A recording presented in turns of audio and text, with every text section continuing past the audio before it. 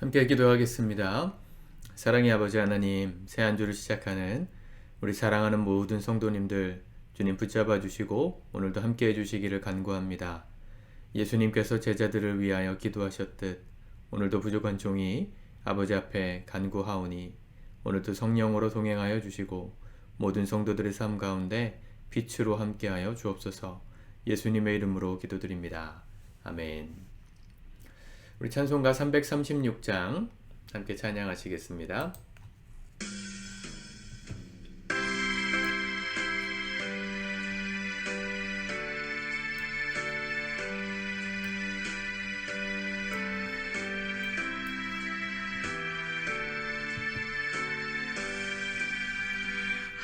환난과 핍박 중에도 성도는 신앙 지켰네. 이 신앙 생각할 때에 기쁨이 충만하도다. 성도의 신앙 따라서 죽도록 충성하겠네. 옥중에 매인 성도나 양심은 자유 얻었네. 우리도 고난 받으면 죽어도 영광 되도다. 성도의 신앙 따라서 죽도록 충성하겠네.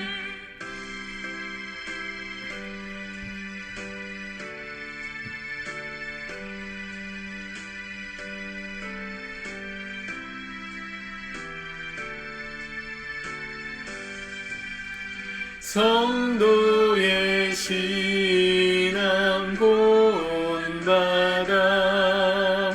원수도 사랑하겠네. 인자한 언어 행실로 이 신앙 전파하리라. 성도의 신앙 따라서 죽도록 충성하겠네. 아멘. 아멘. 오늘은 하나님의 말씀, 우리 요한복음 17장 1절에서 8절까지의 말씀 같이 우리 읽고 묵상하도록 하겠습니다. 시작. 예수께서 이 말씀을 하시고 눈을 들어 하늘을 우러러 이르시되 아버지여 때가 이르렀사오니 아들을 영화롭게 하사 아들로 아버지를 영화롭게 하게 하옵소서. 아버지께서 아들에게 주신 모든 사람에게 영생을 주게 하시려고 만민을 다스리는 권세를 아들에게 주셨음이로소이다. 영생은 곧 유일하신 참 하나님과 그가 보내신 자 예수 그리스도를 아는 것이니이다. 아버지께서 내게 하라고 주신 일을 내가 이루어 아버지를 이 세상에서 영화롭게 하였사오니 아버지여 창세전에 내가 아버지와 함께 가졌던 영화로서 지금도 아버지와 함께 나를 영화롭게 하옵소서. 세상 중에서 내게 주신 사람들에게 내가 아버지의 이름을 나타내었나이다. 그들은 아버지의 것이었는데 내게 주셨으며 그들은 아버지의 말씀을 지키었나이다. 지금 그들은 아버지께서 내게 주신 것이 다 아버지로부터 온 것인 줄 알았나이다. 나는 아버지께서 내게 주신 말씀들을 그들에게 주었사오며 그들은 이것을 받고 내가 아버지께로부터 나온 줄을 참으로 아오며 아버지께서 나를 보내신 줄도 믿었사옵나이다. 아멘.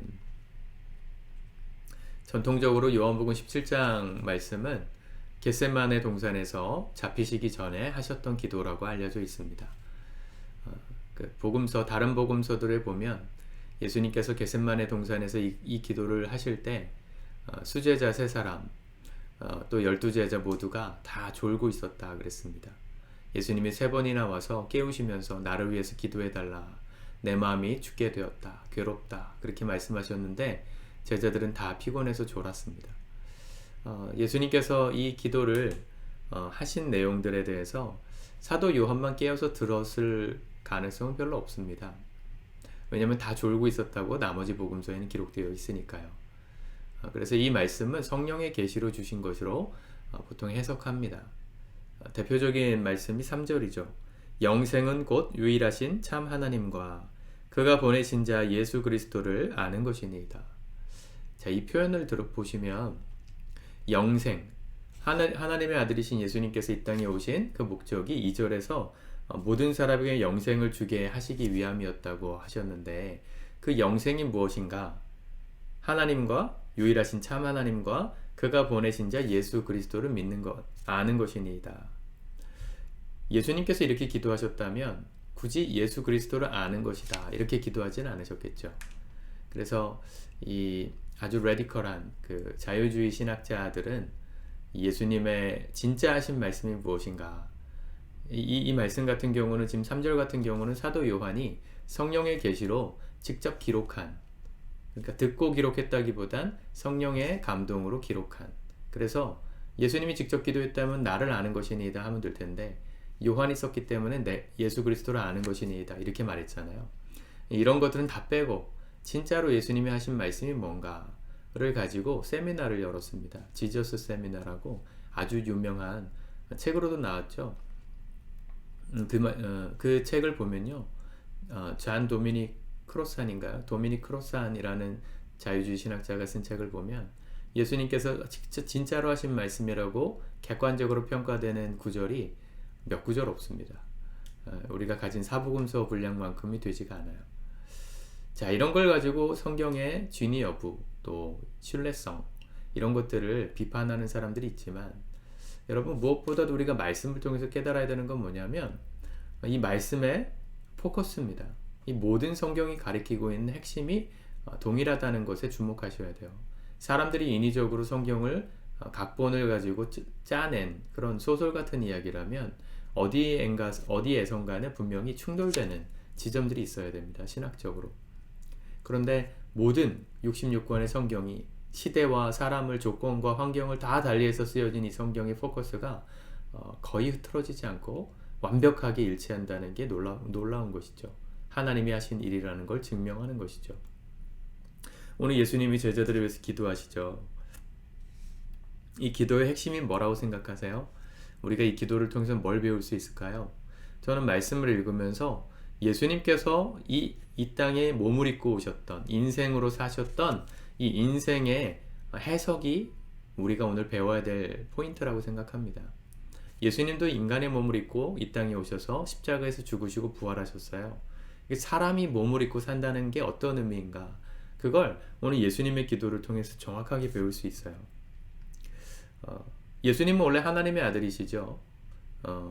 모든 아버지와 함께 모든 영광을 함께 누리시던 분이신데 우리에게 영생을 주시려고 이 땅에 오셨습니다. 하나님의 소명을 받고 태어나셨죠. 우리 모두가 그렇습니다. 예수님은 우리를 구원할 메시아로서의 좀 더 특별한 소명을 가지고 태어나셨지만 우리 모든 사람이 사실은 하나님께 속하였다가 이 땅에 보내실 땐 다 소명을 가지고 보내신 사람들이라는 걸 알 수 있습니다. 6절에 보면 세상 중에서 내게 주신 사람들에게 내가 아버지의 이름을 나타내었으니 그들은 아버지의 것이었는데 내가 주셨으며. 자, 그들은 누굽니까? 예수님의 사람들, 우리들 말하는 건데 우리들은 누구의 것이었습니까? 아버지의 것이었어요. 예수님처럼 우리 모두가 하나님의 자녀들이었는데 이 땅에 소명을 갖고 태어나게 된 것이죠. 주님이 보내셨구나. 내 인생이 그냥 만들어지고 우연히 태어난 게 아니라 예수님처럼 이 땅에 반드시 아버지 하나님을 영화롭게 할 사명을 가지고 태어난 사람이라는 걸 말씀이 증거하고 있는 것입니다. 여러분, 우리 안에 그런 마음이 있으셔야 돼요. 내가 오늘 왜 살아가야 하나? 우리가 예수 그리스도로부터 받은 사명, 아버지의 것으로부터 부름받은 사명이 없다, 사명감이 없으면 하루하루가 허무하고 무기력합니다. 얼마나 허무합니까? 왜 살아야 됩니까? 아니 뭐 목적도 없이 그냥 우연히 태어난 존재라면 뭐하러 정신 차리고 살아야 합니까? 그러나 우리 모두는 그런 부르심을 받은 사람들이라는 걸 알면 내가 오늘 살아가는 삶의 현장이 다르게 보여요. 그냥 사는 게 아니고 아버지를 영화롭게 하는 삶을 살기 위해서 열심을 다해서 사는 것이죠. 이게 첫 번째로 예수님의 기도를 통해서 배울 수 있는 인생에 대한 해석입니다. 우리는 아버지께로부터 온 사명받은 사람들이구나. 우연히 태어난 존재가 아니구나. 두 번째로 알 수 있는 건 뭡니까? 예수님께서 계속 하시는 말씀이 뭐냐면 2절에도 아버지께서 아들에게 주신 모든 사람에게 아버지가 아들에게 주셨다 이렇게 말했고, 또 4절 아버지께서 내게 하라고 주신 일 그것을 내가 이루어 이런 말을 하시고, 또 5절 내가 아버지와 함께 가졌던 영원없어 이렇게 말하고, 6절에 세상 중에서 내게 주신 사람들에게, 또 7절 지금 그들은 아버지께서 내게 주신 것이 다 아버지께로부터 온 줄을 알았나이다. 또 8절에 나는 아버지께서 내게 주신 말씀들. 자, 뭘 강조하는지 느껴지세요? 자, 예수님은 하나님의 아들이십니다. 하나님의 아들이시고 세상을 창조하신 창조주이십니다. 하나님과 동등된 권리를 가지셨던 분이셨어요. 근데 그분이 이 땅에 인간의 몸을 입고 태어나셔서 사람으로 사시면서 인생에 대해서 해석하실 때 뭐라고 해석하셨냐면, 예수님이 하셨던 모든 사역과 모든 말씀과 모든 행함이 내 것이 아니고 아버지께서 내게 주신 거라는 분명한 의식이 있으셨다는 것이죠. 우리가 누리고 있는 모든 것이 사실은 아버지 하나님이 주신 것이라는 이 분명한 의식이 있어야 우리가 교만하지 않을 수 있습니다. 인생이 망가지지 않아요.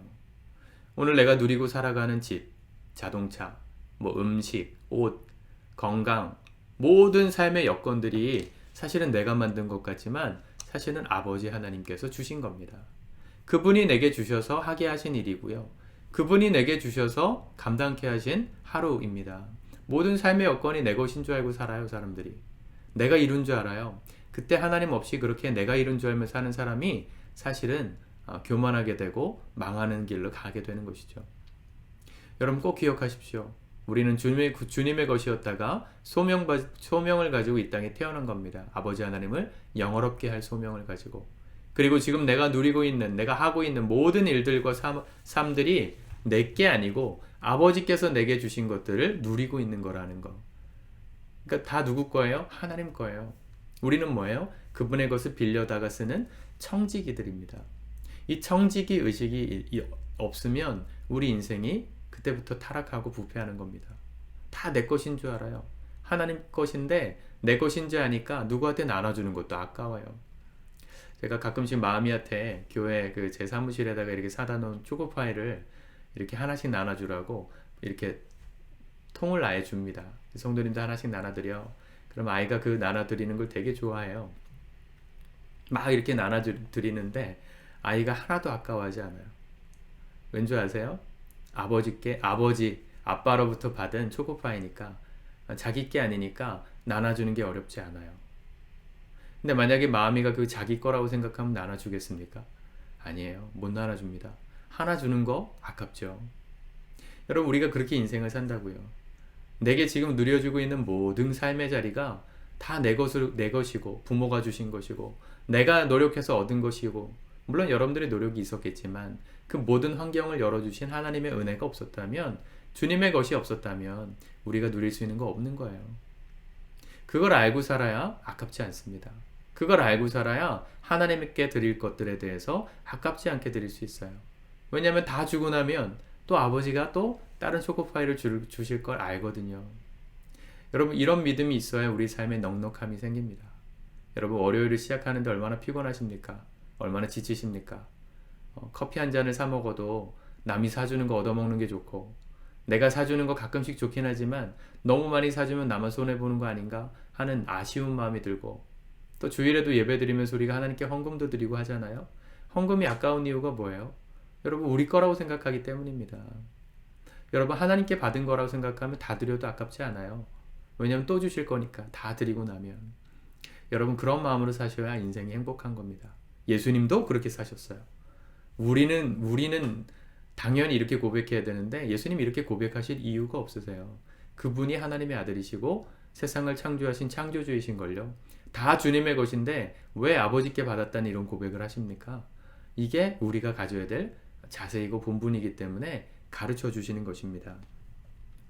오늘 내게 하라고 주신 1, 4절, 또 7절 아버지께서 내게 주신 것, 또 6절 세상 중에서 내게 주신 사람들, 모든 것이 아버지의 것이에요. 자녀가 내 것입니까? 아니에요. 남편이 내 것입니까? 그렇지 않아요. 아내가 내 것입니까? 부모가? 아니요. 다 하나님이 내게 주신 것들을 감사로 누릴 뿐입니다. 있는 동안에 정말 감사하면서 서로 나누고 베풀면서 사랑하다가 주님 부르시는 날 우리 다 그 아버지 앞으로 다시 돌아갈 거예요. 하나님의 것이었으니까. 주님이 챙겨가실 때 우리 이 땅에서의 삶이 후회가 남지 않도록 오늘도 아버지의 것 받은 대로 나누고 섬기고 베풀면서 넉넉한 삶을 살아갈 수 있기를 진심으로 바랍니다. 그 예수님께서 계속해서 제자들을 위한 기도를 열어가십니다. 한 주 동안 우리 예수님의 기도를 묵상하면서 우리를 향하신 그 아버지 하나님의 사랑을 깨닫고 우리도 그분의 사랑을 본받아 겸손하게 예수님처럼 나누고 베풀고 내게 주신 것이 내 것이 아니라 아버지의 것임을 인정하는 겸손이 우리 삶 가운데 체득되고 또 실천되는 놀라운 은혜가 있으시기를 축복합니다. 기도합시다. 하나님 감사합니다. 오늘도 주의 말씀 우리가 겸손히 받습니다. 이렇게 고백하실 이유가 없으신 예수께서 우리가 이렇게 고백해야 되기 때문에 본을 보여주신 기도를 오늘 우리가 배웁니다. 내게 주신 것 다 아버지의 것임을 우리가 고백하게 하옵소서. 내 노력으로 얻었다고 착각하지 않게 하시고 주님 주신 것들에 감사하며 기꺼이 나눌 자리에 나누고 베풀 자리에 베풀며 섬기고 사랑하는 내게 주신 모든 사람들과 상황들 가운데 최선을 다해 사는 이번 한 주가 되게 도와주옵소서. 예수님의 이름으로 기도드립니다. 아멘.